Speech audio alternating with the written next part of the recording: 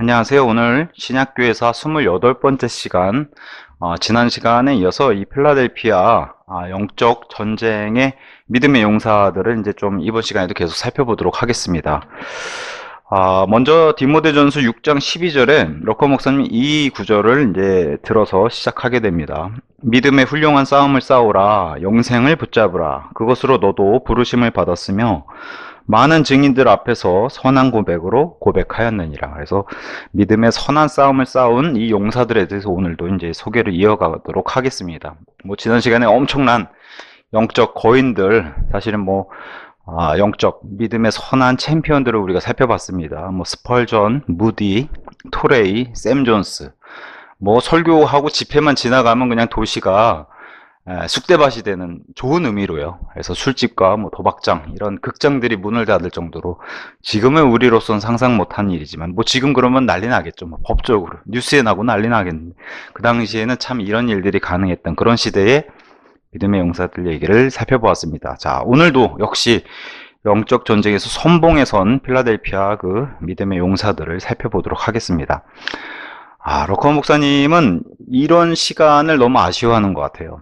그래서 이렇게 글을 짧게 남겼는데, 이런 믿음의 용사들을 사실 한 명 한 명 자세히 이렇게 살펴보는 그러한 엄청난 용사들인데 시간적인 제약 때문에 이런 분들을 깊이 살펴보지 못한 게 굉장히 아쉽다, 이렇게 얘기를 했습니다. 자, 오늘은 출발이 이제 윌리엄 부스입니다. 우리가 구세군 창시자로 알려져 있는 윌리엄 부스. 그래서 너무 당연한 얘기지만 평생 킹제임스 성경만을 사용한 사람입니다. 이분도 출발은 감리교 교단 소속이었고, 그래서 이분은 이제 감리교 교단 차원에서 이제 복음은 요렇게만 알리고 요렇게만 요구 사항이 굉장히 많았다고 해요. 그래서 그런 사역의 제동을 계속 거니까 부스가 이제 그런 의미에서 이제 교단을 떠나게 된 계기로 이렇게 잡았습니다. 또 하나는 이제 감리교단 측에서는 이제 부스가 데려온 사람들을 싫어했다는 거예요. 사실 이런 모습은 야고보서에서 굉장히 경고를 줬는데, 부스가 데려왔던 사람들은 이제 뚜쟁이, 사기꾼, 창녀, 주정뱅이 이런 사람들이 자꾸 교회 안에 들어와서 소위 말해 이제 분위기를 흐리고 물을 흐리게 되니까 이제 교단 차원에서 아니면 교회 차원에서는 싫은 거죠. 그러다 보니까 이제 부스가 데려온 이런 사람들을 꺼려하고 이런 사람들을 데려오지 말라고 이제 그런 요구가 있었겠죠. 근데 교회는 이런 사람들이 오는 곳이에요. 이렇게 아프고 육신적으로도 그렇고 영적으로 이렇게 아픈 사람들. 그래서 우리 예수님 공생애 때도 이런 분들이 예수님께 가까이 온 자들이잖아요. 세리와 창녀들이 예수님께 먼저 다가오고, 그런 것들을 야고보서에서도 경고를 줬잖아요. 화려한 옷을 입고 온 자는 여기 앉으라 그러고, 그죠? 가난한 옷 입고 온 자는 앉든지 말든지 하라 그러고, 그런 모습을 보였기 때문에 부스가 감리교단을 떠난 것으로 이렇게 알려져 있습니다. 또 하나는 직접적인 원인 중에 하나는 아내 이제 캐서린 부스가 감리교 총회에서 남편이 교단의 정치 목사들, 감리교도 이런 게 심한가 봐요. 정치 목사들로부터 목사직을 내려놓고 순회 전도자가 되도록 권고받자 양산을 집어던지면서 절대로 안 돼 이렇게 소리쳤다가 이 일로 그냥 목사직에서 쫓겨났다고 합니다.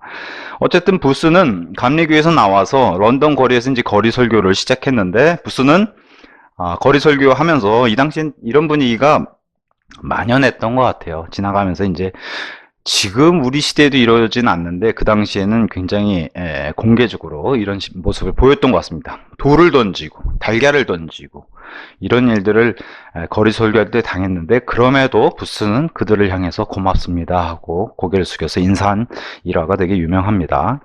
어쨌든 본인의 그 트레이드 마크라고 할 것 같은 이 베이스 드럼과 피와 불을 상징하는 빨갛고 노란 깃발을 들고 이제 구령하기 시작했는데, 이게 이제 훗날 구세군이 되어서 전 세계를 누비게 되는 그런 일들을 이제 발전을 하게 됩니다. 윌리엄 부스 그의 이름의 명성에 걸맞게 당시 이제 1900년에 인도를 방문했을 때 벌써 이제 너무 유명해져 가지고 배를 타고 이제 그 당시에 갔을 때 이제 벌써 밴드가 동원되고 인도의 황후와 귀족들 이런 사람들이 마중을 나올 정도면 얼마나 명성이 자자했겠어요. 근데 이제 부스 입장에서는 이런 게 마음에 안 들었죠. 우리 같으면 왜 기분이 안 좋겠어요, 이런 환영을 받으면. 근데 사도 바울도 그렇고 윌리엄 부스 이런 하나님의 사람들은 확실히 이런 세상적인 것에 관심이 없던 것 같아요. 그래서 가판에 서가지고 내리기도 전에 이런 환영 인파를 보면서 인도의 가난한 사람들은 어디에 있는가? 나는 그들을 보러 왔다. 가판 위에서 이렇게 외쳤다고 해요. 그러면서 실제로 윌리엄 보스는 문둥병자, 불황자들 이런 사람들에게 더 시선을 두고 이런 사람들을 보러 왔다고 이렇게 알려져 있습니다. 그가 죽게 되었을 때 부스를 위해서 아침 식사로 달걀을 가져왔는데 이걸 보면서 울었다고 해요. 그래서 수백 명의 런던 시민들이 오늘 아침에 아무것도 먹을 것이 없어서 굶고 있는데 나에게 이런 달걀을 가져왔는가 이렇게 얘기했다고요.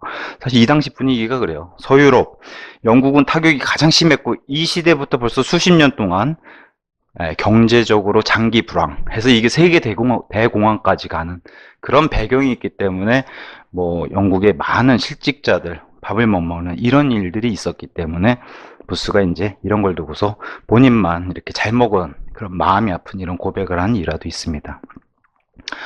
세계 공황은 사실은 뭐 자유민주주의 국가들에게는 굉장히 큰 타격을 줬는데 반사이익으로 아이러니하게 공산주의 국가들은 호황을 누렸어요. 반사이익으로. 그래서 사실 공산주의가 점수를 많이 딴 점도 있죠. 바첼 린세이라는 사람은 이 부스를 위해서 그를 위한 비문을 이렇게 멋지게 남겼습니다. 제가 읽어드릴게요. 자, 부스는 커다란 베이스 드럼을 들고 당신은 어린 양의 피로 씻김을 받았는가. 이게 유명한 찬송가죠. 예수 십자가에 흘린 피로서 우리 제목으로는. 그래서 성도들은 진지한 미소를 띠며 그가 온다. 당신은 어린 양의 피로 씻김을 받았는가. 그 사람이 온다고 사람들이 이렇게 부스가 올 때 이렇게 주변에다 알렸다고 얘기를 합니다. 그러면서 거리를 방황하던 문둥병자들이 그 행렬을 따랐고 휘청거리고 있던 주정뱅이들도 어두운 도랑에서 기어 나왔고 매춘부들도 골목길에서 마약으로 창백해진 얼굴과 술 냄새를 풍기며 따라 나왔다. 동시에 세상에 악으로 찌들어 있던 성도들도 죽은 행실과 냄새나는 모습을 지닌 채 행렬에 참가했다. 당신은 어린 양의 피로 씻김을 받았는가? 부스는 때로 행렬을 멈추고 기도할 때도 어린 양의 피로 씻김을 받았느냐고 물었다. 그는 깃발로 가득 찬 하늘 너머 그의 주인을 쳐다보았다. 당신은 어린 양의 피로 씻김을 받았는가? 그리스도께서는 행렬이 무릎 꿇고 있는 동안 자신의 용사인 부스를 위해 흰옷과 왕관을 들고 부드럽게 강림하셨고 그는 그 거룩한 지성소에서 무릎을 꿇고 눈물을 흘리며 왕이신 예수님을 얼굴과 얼굴을 맞대어 보고 있었다. 당신은 어린 양의 피로 씻김을 받았는가? 이 웬만한 설교보다 낫죠? 이런 글귀 하나가 웬만한 설교보다는 나은 것 같습니다. 자, 그 다음에 이제 또 거장이죠. CI 스코필드. 뭐 우리가 스코필드 관주 성경하면 사실 대한민국에도 꽤 많이 알려졌기 때문에 뭐 전 세계적으로는 뭐 두말하면 잔소리고요. 그래서 스코필드라는 인물에 대해서 살펴보도록 하겠습니다. 참 이런 분들은 공부를 잘했던 것 같아요. 변호사 출신인 거 보니까 마틴 루터도 그랬었는데 그래서 변호사 출신이었던 스콜필드는 용감하고 뛰어난 인물이었는데 그럼에도 불구하고 형편없는 술꾼이었다. 뭐 로커먼 목사님도 그런 전례가 있고 저 역시도 한때는 이렇게 술에 매여서 중독된 그런 사람이었는데 남의 일 같지 않아서요. 근데 우리 하나님은 역시 이런 사람들이 불러도 구원해 주신다. 그게 우리 하나님이 은혜롭고 사랑이 충만하신 그런 분이란 것을 증명하고 있습니다. 자, YMCA의 어떤 사람에 의해서 그리스도께 인도되고 구원받는 그런 일을 겪었습니다. 그래서 스콜피드는 회중교회 회원 출신으로 이렇게 시작해서 중앙 아메리카 선교회라는 것을 창설하기도 하고 다들 아시다시피 이제 스콜피드는 킹제임스 성경을 본문으로 한 관주 성경을 이제 발행을 하게 되죠. 그래서 그 당시만 해도 벌써 이제 19세기 말 20세기 초 이때 미국의 침례교 목사들 중 절반은 신학교에서 이제 무천년주의를 배우고 왜냐면 후천년주의는 어거스틴이 죽고 천년 암흑시대 지나가면서 후천년주의는 많이 깨졌기 때문에 이론 자체가 그 다음에 이제 바뀐 게 무천년주의인데 그래서 그 당시 벌써 20세기 초 19세기 말에 무천년주의를 많이 배우고 나왔다는 거예요. 그럼에도 불구하고 스콜피드의 이 관주 성경 덕분에 그렇게 배우고 나왔어도 나와서 목회를 할 때는 전천년교리를 가르칠 수 있게 만들어준 계기가 바로 스콜피드의 관주 성경이었다는 거예요. 그래서 1910년부터 1970년 사이에 남침례교인 중 구령할 줄 알고 정통교리를 지킨 사람들이 있었다면 대표적으로 이제 빌리그리암이 있었죠. 7차 대각성 그리고 전 세계 전도자로 유명한 이런 사람들이 대표적인데 이런 사람들을 지켜준 책이 두 권이 있었다는 거예요. 럭하 목사님도 강력하게 추천해준 그 두 권. 하나는 클라리스 라킨의 세대적 진리, 그 다음에 스콜필드 관주 성경이 이제 전 세계 바이블 성경대로 믿는 사람들을 많이 지켜줬다는 겁니다. 스콜필드의 관주 성경의 이제 주된 내용은 적그리스도는 사람이다. 사실 뭐 적그리스도가 우리나라도 잘못 믿는 분들은 그냥 666표가 그냥 적그리스도라 그러고 막 팻말 들고 그러고 뭐 베리침 뭐 이런 거 들고 다니시잖아요. 근데 적그리스도는 사람이에요. 네. 통치하는 사람. 네. 그리고 지옥은 실제로 불타는 곳이고 뭐 지금도 어떤 유명한 신학교의 교수님 나오셔가지고 마음이 괴로우면 그게 지옥입니다. 이렇게 유튜브에. 근데 그걸 어마어마하게 보는 거예요, 사람들이. 그 영상이 저는 더 괴로워요. 근데 지옥은 실제 장소기 때문에. 근데 이제 스코필드에 이렇게 설명하고 이 설명을 다시 럭하 목사님이 인용한 거 보면 당시 미국도 이런 것들을 많이 흔들고 있었다는 것을 그 당시 상황을 이제 보여주는 것 같습니다. 또한 믿는 자의 구원의 보장은 영원하고 휴거는 대환란 전에 있으면 이게 전천년설이죠. 그 다음에 그리스도의 천년 통치는 예루살렘에서 실제적으로 이루어질 것이고 뭐 교회가 다 덮고 나서 예수님이 오셔가지고 심판만 한다는 그런 로마 카톨릭의 아니면 개신교의 일부의 그런 후천년이나 무천년주의가 아니라 예수님이 실제로 오셔서 이 땅을 다스린다. 이게 이제 전천년설입니다. 그러면서 성경을 이해하는 열쇠는 이스라엘 민족, 즉 유대인에 대한 하나님의 다루심, 반드시 이스라엘의 일은 하나님이 개입하신다는 거예요. 그래서 저 중동 땅에 지금 1948년도에 독립한 저 이스라엘이 하나님이 개입하셔서 저렇게 돌아올 준비를 하는 그 민족이라는 것을 가르칠 수 있는 게 이런 스코필드 관주 성경이라고 얘기를 합니다. 물론 스코필드 관주 성경이 초기에는 이스라엘 독립을 안 했으니까 독립을 기다리는 사람도 있었을 거고 또 저런 상황을 유심히 기다린 사람도 있었을 겁니다. 자, 그 다음에 이제 헨리 클레이 모리슨이라는 사람. 이건 뭐 창조과학의 헨리 모리스랑은 다른 사람입니다. 헨리 클레이 모리슨이라는 사람은 역시 감리교 순회 전도자로서 아프리카 선교사로 유명합니다. 40년 아프리카에 선교한 사람. 그래서 그의 주요 사역은 캠프 미팅, 뭐 야지 같은 데서 만나서 이렇게 아무래도 아프리카 선교 사역은 그렇잖아요. 부족장들 만나고 이런 게 많기 때문에 그런 주된 사역을 했었고 너무 이런 내용들이 너무 안타까워요. 아프리카 40년 사역하는 동안 아내와 자녀들을 다 잃었다. 너무 이런 모습들은 너무 그냥 한 문장으로도 너무 마음이 아픕니다. 그럼에도 사역을 마치고 이제 고국인 미국으로 돌아오는 길에 일화가 굉장히 유명해요.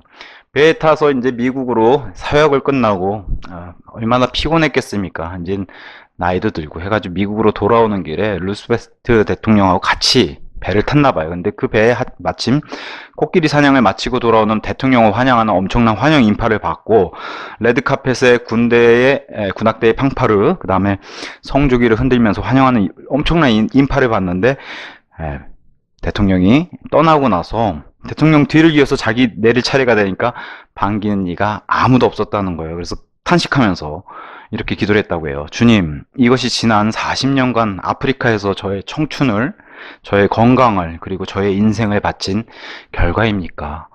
인간으로서는 이럴 수 있죠. 그죠? 사람으로서는 이렇게 쫙 처지고 이럴 수 있죠.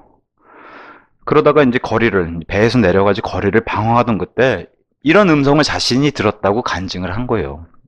이런 음성을 들었다고 간증을 했습니다. 나의 사랑하는 아들 모리스나, 너는 아직 고향에 오지 않았단다. 너가 고향에 돌아오는 날 레드카펫이 아닌 황금의 길로, 군악대가 아닌 천사들의 나팔 소리로 수많은 미리 와 있는 그런 형제들과 함께 내가 너를 직접 마중하리라. 이런 음성을 들었다는 거예요. 그래서 이런 간증을 할 때 본인이 얼마나 벅차올랐고 또 이런 간증을 듣는 저와 여러분은 또 얼마나 가슴이 벅찹니까? 이 땅은 우리가 내세울 게 아무것도 없지 않습니까? 그럼에도 불구하고 저 천국에서는 우리가 엄청나게 환영받는 이러한 존재들이다. 이렇게 모리슨을 통해서 살펴볼 수 있습니다. 에즈버리 신학교를 세우는데도 굉장히 기여를 해서 지금까지도 남아있는 그런 학교인데 5번째 총장을 지낸 그런 사람으로 알려져 있습니다. 자, 그 다음에 이제 밥 슐러. 이 시니어는 좋은 사람이에요. 우리 밥 존스 시니어처럼. 그의 아들들이 문제가 됐지만 밥 슐러는 감리교 출신의 순회 전도자. 왜 이렇게 감리교가 많은지 아세요? 칼빈주의가 없고. 보통 이제 극단적 칼빈주의는 전도에 소심하고 적극적이지 않았기 때문에 감리교는 무조건 나가서 자기 의지를 사용해 가지고 구령을 해야 됐기 때문에 대부분 감리교, 그리고 감리교가 그래서 확장이 많이 된 겁니다. 칼빈주의자들은 좀 소극적이고 전도에 그런 게 있었기 때문에. LA의 트리니티 이렇게 감리교회에서 목회한 그런 사람으로 알려져 있습니다. 그래서 본인이 소돔과도 같은 이 LA 도시, 왜 그래요? 거기 할리우드가 있잖아요. 그래서 이런 죄를 지적하고 또 감리교 교계 지도자들도 꾸짖으니까 당연히 감리교 교단에서는 좋아하지 않았겠죠. 어쨌든 그는 5명의 아이들 중에 3명을 목사로 키운 그런 사람으로 알려져 있어요.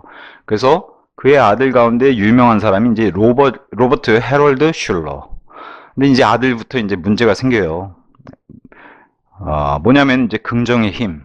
사실 아버지부터 이런 것들이 이제 문제가 되는데 아들 때 이제 이게 폭발적으로 늘어났고, 어쨌든 긍정의 힘을 전한 대부, 그다음에 미국의 번영 신학의 기초를 놓은 사람이 바로 밥 슐러예요. 초기에는 이런 문제까지는 안 이루어졌겠죠. 다만 이 아들 때 이런 것들이 폭발적으로 배교가 되니까 아버지의 좋았던 그런 시작의 좋은 정신은 이어받지 못했습니다. 드라이브 영화관이라고 해서 우리 미국에는 일찌감치 차를 대놓고 영화를 감상하는 그런 게 발전돼 있었는데 거기서 이제 예배 방식으로 바꿔가지고 우리로 따지면 진짜 편안한 자세로 소파에 누워서 예배를 드릴 수 있는 것을 마련한 사람이 바로 이 로버트 슐러, 그의 아들이 이런 걸 만들어냈어요. 그래서 이런 걸로 인해서 교회가 폭발적으로 부흥하게 됩니다. 그래서 수정교회라고 하는 크리스탈 처치라고 하는 이 유명한 교회를 지었는데 기네스에 오르는, 전 세계 바닥만 빼고 다 유리로 만드는, 그래서 이제 수정교회라는 이름이 붙었어요. 여기서 이제 또 본인이 이제 드라이브, 이 영화관에서 예배를 시작했던 그걸 살려서 최초의 방송 설교도 시작한 게 1970년. 그래서 위성방송 설교 그걸 시작해서 뭐랄까요? 이런 표현 좀 적절치 못하지만 재미를 좀 많이 봤다고 할까요? 그래서 또 하나, 노벨상 수상자들, 영화배우, 운동선수, 문화예술인들 간증자로 초청해서 어디서 많이 본 것 같죠. 이런 시도로 해서 이런 사람들이 이걸 스타트를 끊고 나가니까 우리나라에서 이걸 다 배운 겁니다. 전 세계 최고의 또 최고가의 파이프 오르간을 보유한 걸로 유명한 그런 대형교회였고, 그래서 특히나 여기 등장한 제가 7번에 쓴 이 방식을 동경하고 따라했던, 그리고 실질적으로 개인적으로도 친했어요, 이분하고. 바로 순복음교회 조윤기 목사님이 이 모든 걸 다 수용해가지고 다 시작했죠. 기복신앙, 번영신앙, 메가철치로 발전시킨 것. 그 다음에 위성방송 설교 시스템을 순복음교회도 채택을 했었죠. 어쨌든 그의 아들 로버트 슐러에게 이것을 세습하고 또 그 아들이 죽자 그 아들의 또 딸인 손녀가 신라 슐러가 관리하다가 결국엔 파산돼서 지금은 로마 카톨릭에 팔렸습니다. 그래서 성당으로 바뀌었어요. 지금 그리스도 대성당으로. 이런 이제 말로를 보여주는데 조윤기 목사님이 재미를 독특히 보셨죠. 그죠? 우리나라에서 이걸 끌어다가 톡톡히 재미를 보셨고, 그 다음에 순복음교회가 또 단일 교단으로는 우리나라에서 또 뭐 기네스에도 오르고 엄청난 교인 수를 자랑하니까 다 따라했죠. 대한민국 교회가 이 모습을. 안타까운 그런 모습입니다. 존 윌버 체프만이라는 사람, 이 사람은 열정적인 전도자로 알려져 있어요. 캐나다, 하와이, 호주, 뉴질랜드, 스코틀랜드, 일본, 영국, 필리핀, 이런 사람들이 제가 지난 시간에 말씀드렸지만 성경적인 복음 전도자예요. 전 세계를 돌아다니면서 복음을 전하는 사람들을 구령하는. 그래서 내용은 짧지만 이 사람이 왜 중요하냐? 약 500명의 젊은이들이 전임 사역자로 나서도록 이끌었는데 여기에 누가 속해 있냐면은 엄청난 제6차 대붕, 미국의 대붕을 이끌었던 빌리 선데이가 여기 속하는 거예요. 그러니까 이 사람의 사역은 작을지 몰라도 이 안에 이런 사람들이 하나 섞여서 이런 사람 하나 키워내면 엄청난 100배, 1000배, 10,000배의 열매를 맺는다는 거죠. 그래서 요 인물을 소개한 것 같습니다. 그 다음에 이제 조나단 고포스라고 하는 사람, 중국 사역의 유명한 선교사라고 하면 허드슨 테일러가 유명한데, 이 허드슨 테일러의 선교에 관련되어 있는 책을 읽고 나도 중국 가서 선교를 해야겠다. 근데 그러니까 이런 부르심은 하나님의 소명이지 내가 가고 싶다 해서 갈 수 있는 것도 아니고, 선교란 게 누가 이런 선교지 고생길을 누가 사서 가겠어요. 이런 책을 읽다가 하나님의 부르심, 소명을 받고 사람들이 이렇게 움직이는 겁니다. 그래서 고포스 부인이 쓴 그들의 사역에 관한 이 중국 사역의 일기는 해외 선교에 관한 위대한 책으로 알려져 있는데, 럭커 목사님도 강력 추천합니다. 이 책을 그리스도인들은 다 읽어야 된다라고 권하고 있습니다. 한 가지 일화를 들었어요. 고포스 일가가 중국의 폭도들에게 위협받고 있을 때 일화. 중국 폭도들이 외국 마귀를 죽여라 이렇게 했을 때 10살 된 제 큰아이도 지금 10살인데 그 아이가 그 고사리 같은 손을 가지고 고포스의 아들이 우리를 죽이지 말아요. 우리는 카톨릭이 아니라고요. 이런 얘기를 한 거 보면은 당시 중국에서 선교했던 카톨릭의 만행이 좋지 않았음을 보여주죠. 이 현지인들이 이렇게 반응했던 걸 보면은. 그래서 우리는 카톨릭이 아니라고요 이렇게 말하자 폭도들의 두목이 부하들을 막으면서 죽이지 마라. 이 사람들은 못된 외국 마귀들이 아니고 좋은 마귀들이니라. 이렇게 이제 해서 못 막아냈다는 일화를 이렇게 알려주고 있습니다. 그래서 럭커 목사님이 중국 사람들이 미국의 언론들보다 훨씬 더 훌륭한 분별력을 갖추고 있다. 지금까지도 로마 카톨릭을 분별하지 못한 저런 사람들이 허다한데 중국의 폭도들이 훨씬 더 분별력이 높다. 이렇게 이제 농담 반 진담 반으로 얘기를 했습니다. 자, 그 다음에 이제 엉클 버드 로빈슨이라는 사람. 자, 20살에 회심한 그는 문맹인이었어요. 글을 전혀 몰랐다고 해요. 그래서 그럼에도 불구하고 회심한 이후에 글을 몰랐던 사람, 이 사람을 얼마나 하나님이 지혜롭게 만들어 주셨냐. 또 이렇게 글을 몰라도 하나님의 어리석음으로 이렇게 구원받는 건 하나님이 매우 기뻐하시는 일이라고 고린도전서 1장에 기록되어 있죠. 그래서 회심한 이후에 47년 동안 복음 선포에 이렇게 헌신을 했는데, 뭐 너무 당연한 얘기지만 요새 같은 경우 우리가 살고 있는 21세기는 당연하지 않아서 이런 얘기를 계속 쓸 수밖에 없는 슬픈 현실이 있죠. 왜 그래요? 킹제임스만을 사용했다. 지금은 이게 당연하지 않기 때문에 이런 것들을 계속 이렇게 써야 되는 그런 것들을 보여줍니다. 100만 마일. 제가 보니까 위키백과에서는 200만 마일로 돼 있어요. 럭커 목사님 100만 마일로 기록해 놨는데, 그러니까 100만 마일이면은 160만 9천 킬로고 200마일이면은 320만 킬로미터예요. 그렇게 여행을 다니면서 3만 3천 번의 설교를 통해서 10만 명의 죄인들을 그리스도께 인도한, 뭐 어마어마한 수치죠. 어마어마한 수치입니다. 엉클 버드 로빈슨은 역시 알미니안주의. 제가 아까 말씀드렸죠. 왜 칼빈주의자들은 소심했기 때문에 전도에 적극적이지 않았고, 알미니안주의자들이 하여튼 열심은 훨씬 뛰어났기 때문에 이런 많은 열매를 맺었습니다. 특히나 알미니안주의자들은 성화에 100% 완전된 이 땅에서 성화를 추구했기 때문에 믿음을 끝까지 지켜야 한다는 이런 그런 걸 가지고, 당시에 감리교 요한 웨슬레가 처음에 이 땅에 미국 땅에 와서 세울 때는 굉장히 감리교가 뜨거웠는데, 벌써 엉클 버드 로빈슨 1860년에서 1942년 벌써 1900년 중반까지 이렇게 가다 보니까 감리교단도 열정이 다 식어버린 거예요. 그래서 여기서 또 분리해서 나온 게 나사렛 교단이에요. 우리가 성결교라고 알려져 있는 나사렛 교단. 물론 나중에 감리교든 성결교든 다 은사주의로 넘어갔죠. 그럼에도 불구하고 이런 뭐랄까요, 우리가 좀 더 거룩하게 구별해보자, 분리해보자 해서 이제 튀어나왔던 게 이런 것들에 또 힘을 실어준 사람이 엉클 버드 로빈슨이라고 알려져 있습니다. 그래서 제가 여기다 기록해 놓은 게, 실천하지도 전도하지도 않았던 극단적 칼빈주의자들, 그런 사람들보다 자유의지를 강조하면서 알미니안주의자들이 복음과 구령에 더 적극적이었던 것은 사실입니다. 그 다음에 이제 로드니 집시 스미스라고 하는 사람, 가운데 집시가 들어가는데 집시 출신이기 때문에 이름이 집시 들어간 거예요. 그게 호칭이 따라붙었습니다. 영국 출생으로 진짜 집시 출신입니다. 이 사람도 아무 교육을 받지 못했어요. 그럼에도 불구하고 아버지가 직접 교육했던 것 같아요. 아버지를 통해서 그리스도께 인도되는, 구원받는. 사실 이런 걸 통해서 자녀들에게 얼마나 영적인 교육이 중요한가를 이제 다시 한번 보여줍니다. 이 아버지는 자기 할 일을 다 했죠. 예수님이 말씀하신 청지기 역할을 신실하게 해낸 겁니다.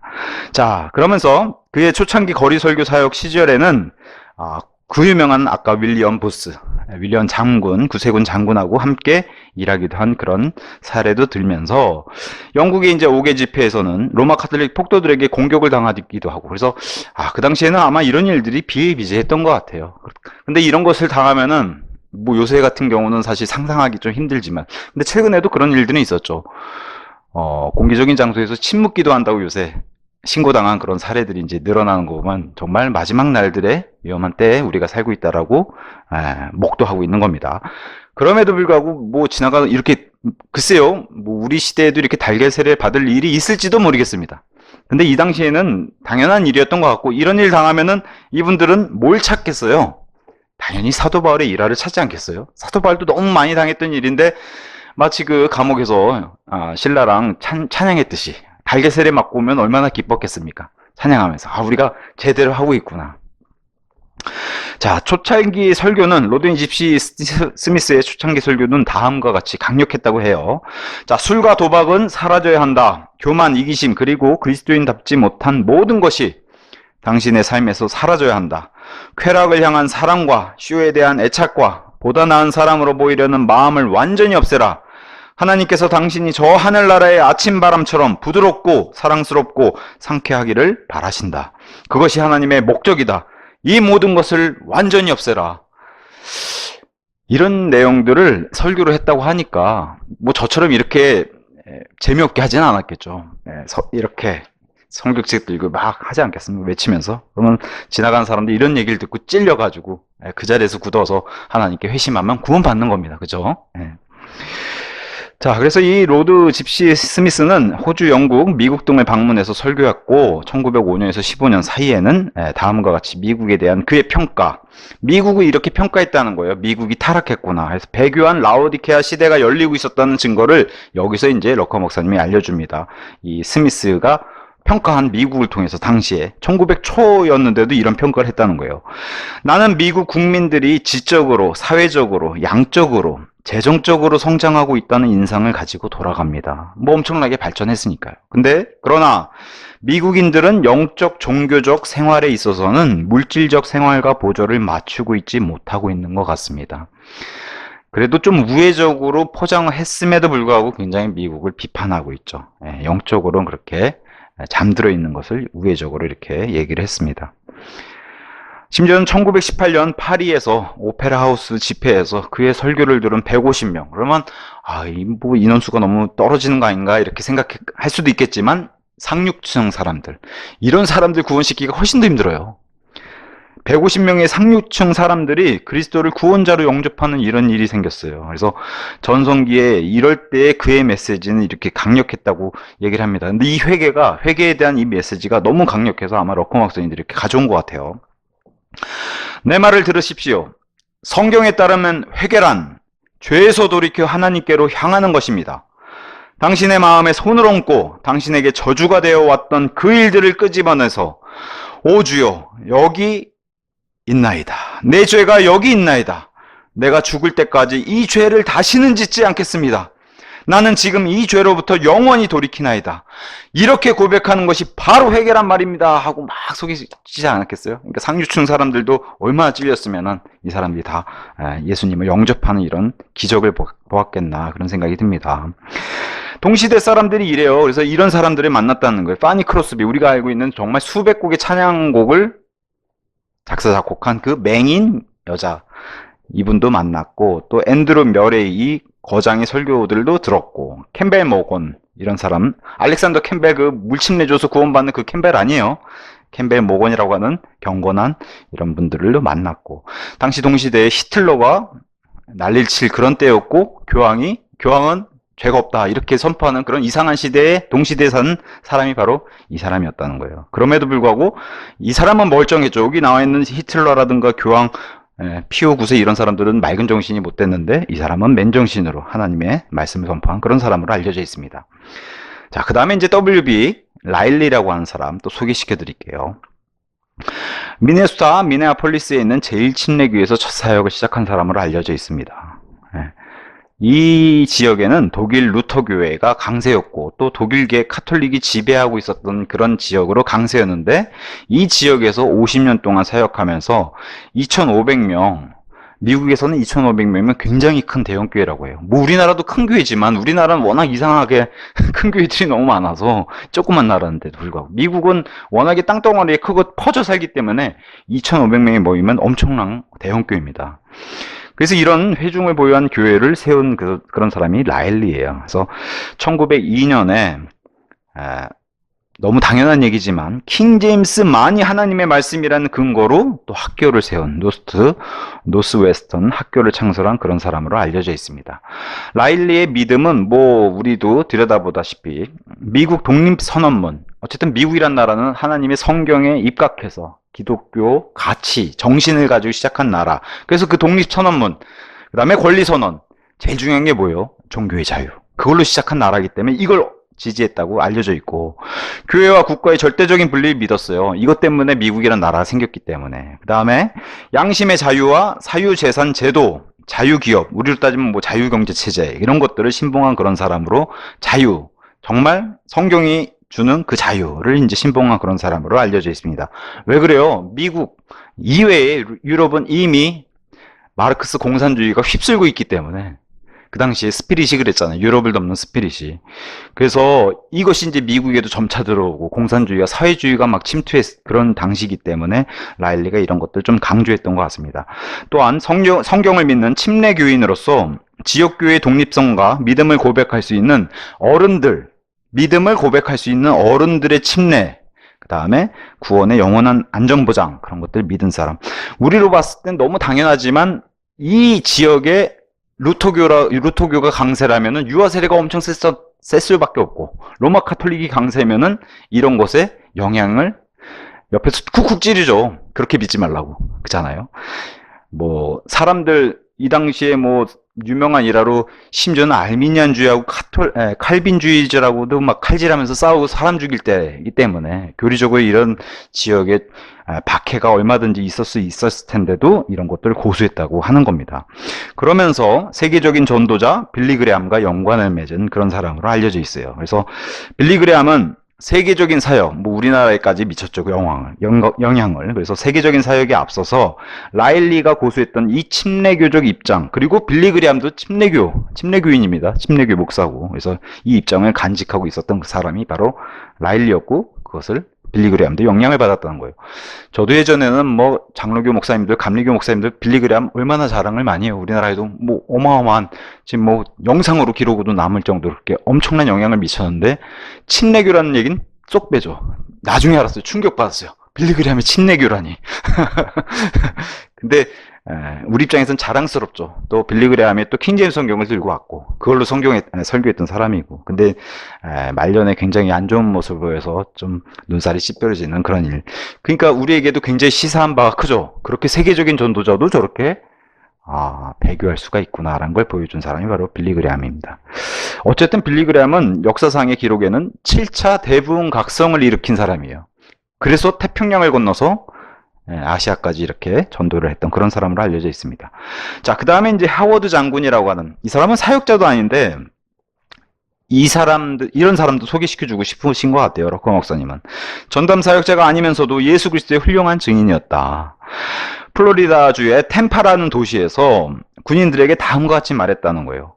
제군들, 나는 41년 전에 이 막사에서 2마일 떨어진 곳에서 주 예수 그리스도께 항복했었네. 그때 이후로 그분은 나의 사령관이 되셨지. 그분이야말로 군대를 지휘했던 모든 장군들 중 최고의 장군이셨다는 사실을 자네들에게 말해주고 싶네. 근데 아마 군인이니까 얼마나 목소리가 우렁차고 멋있었겠어요. 그잖아요? 막 그 앞에서 제복을 입고, 그러면 병사들은 듣기 싫어도 들어야 되는데, 그잖아요? 자세히 움직이지 못하고 듣기 싫어도 들어야 되는데, 그러니까 예수님을 언제 어디서든 어느 장소든 구애받지 않고 간증할 수 있는 이런 사람들이 바로 하나님의 사람들이라고 알려주는 겁니다. 자, 그 다음에 이제 존 맥니레라고 하는 사람, 스코틀랜드의 복음 전도자로 알려져 있어요.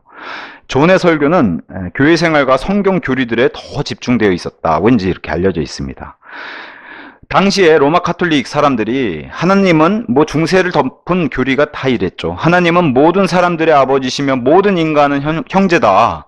이런 교리를 받아들인 로마 카톨릭은 그렇다 쳐도 이거를 개신교회들도 또 로마 카톨릭에 붙어가지고 교회 협의회, WCC 이런 사람들이 받아들인 그 인물들을 다음과 같이 비판하면서 심판하시지 않는 그런 하나님을 나는 멸시한다. 어떤 사람들이 말하는 하나님은 그저 사랑뿐이다. 그러나 조셉 파커가 말했듯이 이 위대하고 새로운 현대적 사랑은 그저 커다란 입맞춤에 지나지 않는다. 아무 효력이 없고 거짓이라는 거죠. 이렇게 이제 돌려서 얘기했는데 사실 우리가 살고 있는 시대는 훨씬 이게 더 이 사랑의 신이 훨씬 더 뭐랄까요? 파워를 더 가지고 횡포를 부리고 있죠. 사랑의 신. 당신은 사랑받기 위해 태어난 사람. 그죠? 이 사랑의 신. 그래서 1960년대, 70년대 그리고 80년대까지 우리에게도 우리 뭐 대한민국도 강타를 했죠. PTL이라고 하는 Praise the Lord, 우리나라는 경배와 찬양이라는 것이 전 세계를 강타했습니다. 미국으로 시작해서 출발은 은사주의 교회들이 출발을 해가지고 그래서 이렇게 전파가 됐는데 여기서 그냥 당신은 사랑받기 위해 태어난 사람이 전 세계적으로 강타를 한 거죠. 전 세계를. 근데 이미 1900년대 후반 쪽에 가면 이게 전 세계를 덮고 우리나라도 뭐 기본적으로 교회에서 기타만 잡으면 다들 찬양하고 저도 그랬어요. 저도 중고등학교 때 그냥 모여 앉아서 그냥 뭐 10명, 20명씩 모여 앉아서 그냥 찬양하는 게 그게 그냥 일상생활이었으니까요. 예수님의 복음, 그분의 십자가 위에서 피 흘리심, 보혈의 공로 이런 건 다 제쳐두고 새로운 찬양 나왔네 너무 좋아요. 그러고 밤새 찬양했으면 밤새. 제가 무릎을 치면서 이게 정말 종교인을 만드는 정말 눈을 가리는 일이구나. 그걸 이제 나중에 깨달았는데 어쨌든 1900 말뿐만 아니라 1900초 20년대 그러니까 이때 은사주의 그게 막 시작했을 그때 불붙었을 때인데 그때 이미 미국 땅에 이런 사랑의 신이 선보였다는 겁니다. 그래서 이 신을 존 맥릴은 비판한 이런 점을 가져왔습니다. 카톨릭 성사들은 그 누구도 구원할 수 없고 뭐 여기 마리아상이 아무리 세워지고 그걸 아무리 만지고 닦고 해도 안 된다는 거예요. 그리고 로마 카톨릭도 문제고 일부 개신교회도 문제인데 또 골칫거리가 하나 등장한 게 바로 은사주의예요. 지금은 뭐 우리나라 기독교는 이 은사주의가 다 덮여버렸죠. 이 은사주의 위선자들을 매우 강하게 공격했다는 거예요. 왜냐면은 은사주의자들이 가져온 안 좋은 교리 중에 하나가 번영신학인데 이게 폐해가 생긴 게 뭐냐면 아프면 아프다고 얘기도 못하는 폐해가 생겨버린 거예요. 교회 안에. 왜냐? 아프면 저주받고 정죄받고 죄받은 거지 심판받은 거지 그게 다른 사람과 공유하고 교제하고 나눌 그런 게 안 된다고 이런 교리가 생기고 그런 문화를 가져왔던 게 바로 은사주의 교회들이 가져왔기 때문에 그래서 1960년에서 80년 경배와 찬양이 전 세계를 강타할 때 그 당시 표현 그 사람들을 육신적인 말쟁이들이라고 표현했어요. 이 사람은. 그러면서 이들의 사역으로 인해서 바울이 심지어 바울도 타락했고 이 사람들의 눈에서는 이 사람들의 관점에서는 신실하지 못한 삶을 살았다고 생각하기 이르렀다는 거예요. 은사주의 교회가 강해지면 강해질수록 바울도 우리가 나은 거 아니야? 이 사람들 대단한 사람들이죠. 이 사람도 나름 직통 계시 받고 예언하고 방언하고 다 하는데요. 그잖아요. 병도 고치고. 그잖아요. 그렇기 때문에 이런 지경까지 이르렀다는 거. 바울보다 내가 낫지. 그러면서 바울은 아무리 찾아봐도 왜 은사주의 교회에서는 아브라함, 솔로몬 좋아하지 바울 안 좋아해요. 바울은 병든 채 살았고 가난에 찌든 채 이렇게 죽었기 때문에 이런 삶을 살기 싫다는 거죠. 은사주의 교인들은. 그리고 이게 바로 번영신학, 기복신학의 폐해라는 거예요. 가난하고 질병, 병 걸리고 이러면은 교회 와서 말도 못 한다는 거예요. 교회도 못 나가요. 창피해서. 그래서 이런 곳에서 이런 은사주의 교회에서는 병 걸리고 가난하면 할렐루야를 부를 수 없는 거예요. 이게 은사주의의 폐해라는 겁니다. 실제로 그런 얘기들을 저도 간증으로 몇몇 분들한테 들어서 진짜 교회가 이러면 안 되는데 그러면 안 되죠. 교회는 이런 것들을 아픔을 나누고 형제 자매들과 교제할 수 있어야 되는 게 교회고 위로받을 수 있어야 되는 게 교회인데 아프면 이게 내가 정죄받은 게 되기 때문에 근데 또 목회자들은 아프면 그건 하나님의 또 징계고 좋은 일이래요. 너무 웃기죠. 코에 붙이면 코걸이, 귀에 걸리면 귀걸이입니다. 자, 드디어 이제 빌리 선데이가 나왔습니다. 6차 미국 대부흥각성을 이뤘던 엄청난 주인공의 5차가 무디였으니까 6차 대단한 사람이죠. 무디에 이어서 어쨌든 뭐 이런 배도의 물결 뭐 빌리 선데이가 살았을 때도 은사주의가 막 출발했고 이런 배도의 물결 속에서 육신적인 청중을 강하게 흔들어 놓은 설교자가 바로 빌리 선데이였다는 거예요. 그래서 빌리 선데이를 향한 긍정적인 평가는 호머 로데 히버라고 하는 빌리 선데이의 친빌리 성향의 이런 사람은 이런 증언들을 내놨습니다. 빌리는 자신이 거둔 헌금의 3분의 1을 동역자들의 급여로 지불했고 뭐 이것도 이렇게 급여를 지불했다면 이 당시도 마찬가지였을 거예요. 저거 다 쇼다. 저거 다 주는 척 하는 거다. 이렇게 얘기한 사람들도 분명히 있었을 겁니다.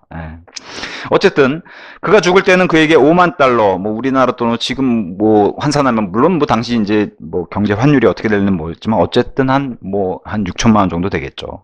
이런 재산만이 있었을 뿐이라고 이제 얘기를 했습니다. 그러면서 이 호머는 바울 이후 최고의 전도자였다. 대단한 칭찬입니다. 누구나 스스로 바울과 견주고 싶어 하지 남이 이렇게 증언해주면 대단한 칭찬이죠. 그는 이제껏 내가 본 설교자 중에 그 어떤 사람과도 전혀 다른 식으로 설교했다. 그는 최신 유행하는 속어를 사용했고 청중의 99%가 알아들 수 있는 표현을 선호했다. 근데 이런 설교는 다른 사람들은 좋아하지 않은 사람들도 많았다는 거예요. 왜냐하면 때로는 입이 거친 것처럼 보이기도 하고 너무 세속적인 말들을 쓰니까 좋아하지 않은 사람도 있었다는 거예요. 일부 이런 일화를 가졌어요. 교회 협의회, 그러니까 WCC 같은 이런 지도자들에게는 늙은 대머리 멍청이. 아마 이게 이제 우리나라 말로 순화인 것 같은데 미국 욕으로는 좀 더 심했겠죠. 그 다음에 자유주의자들, 당시에 이제 공산주의, 사회주의가 전 세계를 덮는 이런 분위기가 있으니까 몸이나 살이는 겁 많은 약골들 이런 데 붙는 이런 교회 지도자들을 향해서 이렇게 쓴 표현들을 쏟아냈다고 합니다. 그러면서 이제 로데 히버 이 사람은 또 이렇게 증언했어요. 선데이를 두고 선데이를 생각이 깨끗하고 순수한 사람이라고 이제 지켜 세웠고 강단에서 힐책할 때 말고는 그러니까 강단에서 좀 심한 얘기는 할 때는 있을지 몰라도 사석에서는 그런 얘기 한 적이 없다. 이렇게 증언했습니다. 한 번의 집회를 통해서 600명을 한 교회에 등록시킬 정도였다. 이 사람도 대단한 사람이죠. 집회 온 사람을 그냥 사실이 이게 가장 성경적입니다. 바울처럼 집회에서 구원받은 사람들을 그냥 그 지역교회 교회로 등록시킬 수 있는 이게 정말 성경적인 교회죠. 어찌 보면. 자, 심지어는 알렉산드리아 학파 헬라어 문법 학자인 A.T. 로버슨이라고 하는 유명한 사람도 빌리 선데이를 나무랄 수는 없다는 거예요. 나는 빌리처럼 복음을 전할 수 있는 사람을 존경한다. 그는 피츠버그 구석구석 심지어는 차도에서 4개월간 복음을 전해서 18,000명을 그리스도께 인도했다. 이렇게 증언할 정도로 좋아하지 않는 사람임에도 이렇게 증언할 정도로 그렇게 빌리 선데이를 평을 했습니다. 자, 근데 이제 러컨 박사님 이렇게 얘기했어요. 피츠버그에서 구원받은 18,000명의 죄인들 가운데 75%가 18세 이상의 성인들이었는데 이건 대단한 수치라는 거예요. 왜냐? 가짜로 구원받았다. 이런 게 아직 유행하기 전이었고 구원받은 사람 손으로 보세요. 이런 게 유행하기 전이었다는 거예요. 그러고 사람들이 이때는 정말 순수해서 구원받은 사람들이 실제로 다 예수님을 영접하던 그런 때였기 때문에 의미 있는 이런 성인들이 구원받았다. 왜냐면 아이들서부터 뭐 구원받았다고 뭐 이런 일들이 비일비재하니까 그리고 가짜로 고백하는 그런 일들이 비일비재하니까 이 일은 의미 있는 일이라고 이렇게 이제 기록을 했습니다. 자, 그럼에도 불구하고 아까 입이 거칠다 그랬잖아요. 설교 시간에, 집회 시간에. 그러다 보니까 빌리 선데이를 좋아하지 않는 사람들은 굉장히 부정적으로 평가를 쏟아냈어요. 리벨이라는 사람은 빌리를 향해서 지나치게 상업적이자 많은 사람들이 집회에 모이니까 그것을 돈으로 환산해서 이런 사람들 눈에는 이렇게 보였던 것 같아요. 뭐 눈엔 뭐만 보인다고. 뭐 우리 주변에도 있습니다. 이렇게 보시는 분들. 왜 없겠어요. 그러니까 뭐 눈에 뭐만 보인다고 이렇게 상업적으로 보는 사람들이 있는 거예요. 또 드럼몬드라고 하는 사람은 최악의 복음 전파의 전형이다. 왜냐하면 이런 사람들은 집회에 딱 설교 들어보면 입이 거치면 싫어하는 거죠. 그 다음에 너무 세속적인 단어들 쓰고 뭐 요새 유행하는 단어 이런 거 쓰면 싫어하는 거죠. 경건치 못하게 이제 이렇게 꼬집는 거죠. 그 다음에 이제 또 이런 사람들 등장합니다. 당시 술꾼들과 주류업자들. 왜 그래요? 본인들 수입 떨어지니까 또 공개적으로 비공개적으로 빌리를 공격하고. 왜? 빌리는 다른 복음 전도자들과 마찬가지로 술에 대한 도전장, 뭐 하나님이 싫어하시는 거니까 당연히 선포를 해야 되죠. 그렇게 던졌더니 당연히 찔림받는 사람들이 안 마시니까 당연히 이런 사람들이 싫어하겠죠. 그 다음에 이제 빌리의 거친 설교 표현으로 이런 평들을 받은 거예요. 남을 존경할 줄 모르는 자, 예의도 없고 교회의 개념도 모르는 무례한, 이런 평가를 받았다고 해요. 그의 설교는 왜곡되고 속되다. 그러니까 아마 세속적인 단어들을 썼기 때문에 아마 이런 표현들을, 이런 평가들을 받은 것 같아요. 그럼에도 불구하고 이 빌리 선데이의 업적은, 이게 대단해요. 왜 이 사람이 6차 대각성의 주인공인지 보여주는 게 바로 8주 동안 계속해서 집회를 했는데 230만 명이 들었다는 거예요, 선교를. 가늠이 되세요? 230만 명? 예. 이 정도면 진짜 미국을 들었다 놨다 하는 게 맞겠죠. 예. 이러한 규모 때문에 그래서 너무 집회를 사업처럼 한다는 소리를 들었던 겁니다. 너무 많은 사람들. 근데 이제 왜냐, 이 당시만 해도 벌써 교단들의 후원이 있어야 되고 이런 게 있어야 되는데 너무 많은 사람들이 모이니까 이 사람들이 그 집회 비용을 다 감당할 수 있어서 딱히 후원을 안 받아도 되는, 그러면 당연히 목소리가 자신 있어지죠. 아무래도 사람인지라. 그래서 빌리를 미국의 종교 단체들이 그 당시에 싫어했다는 거예요. 왜냐하면 자신들의 단체에서 후원해 주면서 자신들의 종교 지도자들이 정책도 이렇게 강요하고 뭘 이렇게 요구하는 사항도 놓고 이래야 되는데 빌리는 그런 돈줄이 딱 필요가 없으니까 자신이 하고 싶은 하나님의 말씀만 순수하게 선포하고 얼마나 꾸짖었겠어요, 이런 사람들을. 그러니까 당연히 싫어하겠죠. 옳은 말 하면은 세상이 미워하는 겁니다. 그죠? 옳은 말을 하게 되면. 그래서 빌리의 설교는 화끈하고 극적인 호소력이 있었다. 형식을 내던졌고, 그러니까 뭐 설교의 황태자부터 시작해서 많은 사람들이 설교의 이런 방식들을 가지고 있었는데 빌리는 그런 게 따로 없었고 독특했다는 거예요. 그 다음에 그만의 고유의 복음 전달 방식을 갖고 있었다는 거예요. 매우 민감했고 그의 유머는 전함성이 강했다. 그러니까 아마 설교를 들으면서도 재밌기도 했었나 봐요. 그리고 저는 이런 분들의 능력이 이런 게 굉장히 좀 부러워요. 자유자재로 사람을 울릴 수 있었다. 예전에 그 마틴 루터가 메소포타미아 그 단어로 사람을 울렸다고 하는데 뭐 빌리 선데이도 만만치 않았던 것 같아요. 근데 빌리는 정말 마음의 순수한 동기, 목적이 어떤가, 우리가 이걸 들여다봐야 되는데 이런 간증을 통해서 이 사람은 정말 하나님을 향해서만 시선이 고정되어 있는 사람이구나 알 수 있는 거예요. 빌리의 이 간증이 이렇습니다. 만약 내가 나의 그리스도와 복음으로 사람들의 관심을 이끌 수 없다면, 또 만약 내가 당신이 하늘나라에 가고픈 마음을 갖도록 하지 못하고 지옥에서 벗어나고자 애쓰도록 만들지 못한다면 그것은 내가 뭔가 잘못된 것이 틀림없다. 이 순수하고 이 속에 이 마음으로 꽉 차서 하나님의 말씀을 전달했다면은 하나님이 이런 사람을 이렇게 해서 귀하게 쓰시는구나 우리가 알 수가 있죠. 자, 그럼에도 이제 마지막 마무리는 이제 짙은 먹구름이 드리웁니다. 필라델피아의 이 좋은 시기가 종교개혁 이후로부터 꽤 많은 시간이 지났잖아요. 20세기까지 들어오면서 은사주의도 출발하고 이러다 보니까 이제 백유의 시대가 다가옵니다. 라오디케아 교회의 시대가 다가옵니다. 자, 공산주의, 사회주의, 카톨릭, 관념론, 자유주의, 무신론 등에 맞서서 필라델피아 용사들이 열심히 싸우고 선봉해서 승리의 소식들을 많이 가져왔어요. 그럼에도 불구하고 로마 카톨릭은 절대 포기하지 않습니다. 그래서 자신들의 사역을 묵묵히 진행시키고 있었어요. 미국이 무너지면은 유럽에서 강화시키고, 미국이 무너지면은 남미를 강화시켜서 로마 카톨릭의 자신의 세력을 확장하고 있었죠.